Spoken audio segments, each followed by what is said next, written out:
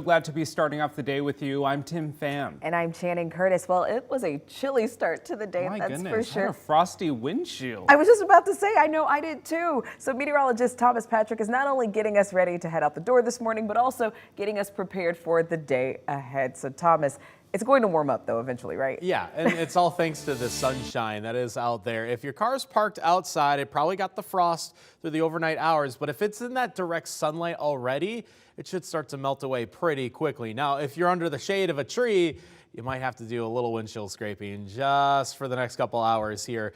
Shouldn't take too long, maybe just a couple minutes, but boy, did it get chilly. Our low hit 28 degrees in Spokane, but we've had the sun out for about an hour now, and it's already warmed up by a couple degrees. We're at 30 in Spokane, still 27 in Coeur d'Alene. Even Deer Park, your temperature has increased 3 degrees in the past hour here, so the sunshine is starting to help us out pretty quickly. But there is a storm system that's directly over Portland right now, and that will cause some more scattered showers later this afternoon, so we'll be detailing just when that is set to arrive. Now this morning we do have one school closing to report. The Keller School District is closed today because of a water outage at the school. Now a heads up to parents and students in the district. The school district will also be closed tomorrow, and that's due to a planned power outage then. New from overnight, 3 teens have been arrested for a stabbing near the Monroe Street Bridge last night. Police say the victim was taken to a hospital but is expected to be okay. They also say they are not searching for any more suspects. This is a developing story though, and our team is making phone calls to police and we'll bring you updates as we get them. Well, the investigation continues this morning into that deadly shooting at the Coeur d'Alene parking lot last Friday. So right now, Coeur d'Alene police are reviewing surveillance video of the parking lot and interviewing people as well. Now, that shooting happened on Friday when 74-year-old James Dean allegedly shot 30-year-old Shane Brown. Police say that Dean believed that Brown was robbing his car and confronted him and pulled out a handgun. Police say that's when Brown got into another car, drove towards Dean and started shooting at him. Witnesses told KREM 2 about the moment that shooting started.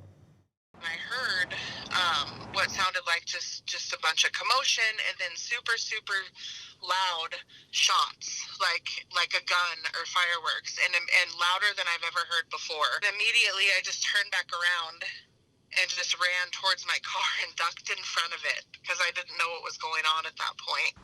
Brown died at the scene. Dean was taken to the hospital and his condition is unknown at this time. Now, we did speak to the Kootenai County prosecutor about next steps for possible prosecution of Dean, but he told us that he has not received the case yet because the investigation is ongoing. Meanwhile, an urgent search this morning. The Spokane County Sheriff's Office is looking for 2 missing teens out of Spokane. They were both last seen on Friday when they walked away from a treatment center. This is the first girl. It is 16-year-old Mayanna Lewis. She was last seen on Friday. She has brown hair and eyes and is from Tacoma, Washington. She was last seen wearing Nike shoes, sweatpants, and a t-shirt. And then this is the second girl. She is 14-year-old Charlotte Jurassic. She was last seen wearing a gray hoodie, plaid pajama pants, and tennis shoes. Both girls are receiving treatment for addiction in Spokane. If you've seen either of them, you should contact the Spokane County Sheriff's Office at the number there on your screen. Just about 7:05 right now. Let's take a look at your morning rush. More news in less time. The Post Falls School District will be moving to a 4-day school week. According to our news partners at the Coeur d'Alene Press, the pilot program will launch when kids go back to school this fall.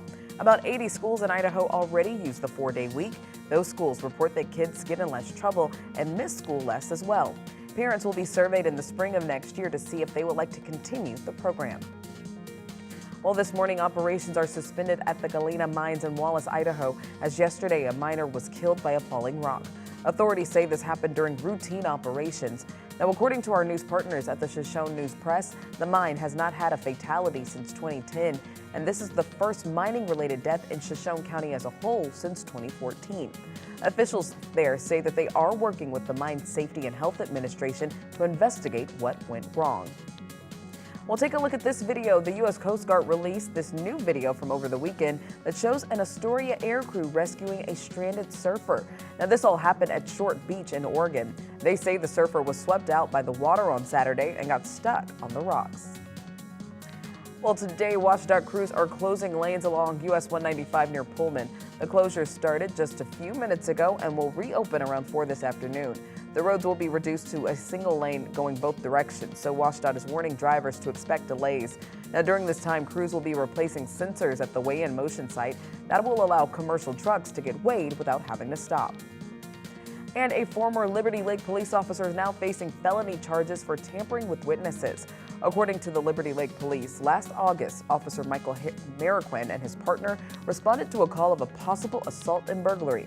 Now, despite having probable cause to make several arrests, Mariquin let suspects off with a warning, including a man who had an active arrest warrant. Mariquin also failed to file any report on the incident to the department. His trial is expected to begin in late June, and that's a look at your Morning Rush. New in the last 12 hours, the Coeur d'Alene School District Board of Trustees voted to accept a bathroom policy that reflects a new Idaho law, one that requires public school students to use restrooms aligning with the gender they were assigned at birth. The new law takes effect on July 1st. Schools are expected to make reasonable accommodations, such as single occupancy bathrooms for students unwilling to use a restroom designated for men or women only. Kids should not be subject to having boys come into their bathrooms or locker rooms. I've heard numerous testimonies of people suffering that kind of abuse, and it's totally wrong. We should protect our children. The policy accepted at the meeting will likely be formally approved in May. That is also when the board will allow public comment. Another check of weather on this Wednesday morning. Plenty sunny out there as of right now, and that's going to help to get those temperatures at least up to around 50 by this afternoon. But the storm system that's over Portland right now is going to keep us honest for today. And while it is raining and mountain snowing around that region, it will cause enough of a disturbance to the atmosphere to once again produce a chance for some afternoon spotty and scattered showers. I believe that activity will begin at around 2 o'clock in the afternoon and last throughout the rest of the daytime hours, very much exactly like what we had yesterday, with those temperatures nearly exactly like we had yesterday as well, right up to about 50 degrees in Spokane. In our ongoing Boomtown series, we track the impacts of growth in our region. Moses Lake is home to several emerging industries, including battery materials that could revolutionize how you drive or even fly. So KREM 2's Shannon Mowdy traveled to Moses Lake to check in on the development of a new factory. She shares what this means for the future of this growing city. This 46 acres on the edge of Moses Lake, basically shaving the ground, may not look like much, but it'll soon be the site of some cutting-edge technology. in the world, the largest factory in the world of its kind. Group 14 Technologies chose Moses Lake as the site of its second silicon battery materials factory. Once this factory takes shape, about 400 construction workers will be on site. The facility itself will employ about 200 people when it begins production in 2024. Everything from small consumer electronics like your earbuds, to cell phones, to EVs, and we even have people who are looking at doing airplanes out of these kinds of batteries. Group 14's technology gives those batteries more capacity and faster charging, meaning the work in Moses Lake could revolutionize the future of electric vehicles. We'll produce enough material to produce at least 200,000 EVs a year. Group 14 is far from the only employer and new industry coming to Moses Lake, meaning the city, with all that expansion, is having to look at doing some growth of its own. You know, we'll be talking to the state and federal resources about needs for highway infrastructure and water infrastructure, sewer infrastructure. City Manager Allison Williams estimates with all the new industries coming to the area, job opportunities will grow to about 2,000 and population will tick up above the current 3% increase. Meaning this central Washington city may soon have even more change on the horizon. They are seeing the synergy between what our area offers and the products that can be received and the ability to develop that product here. This small place in Grant County is on the cutting edge of the kinds of technology that we all need. Shannon Mowdy, KREM 2 News.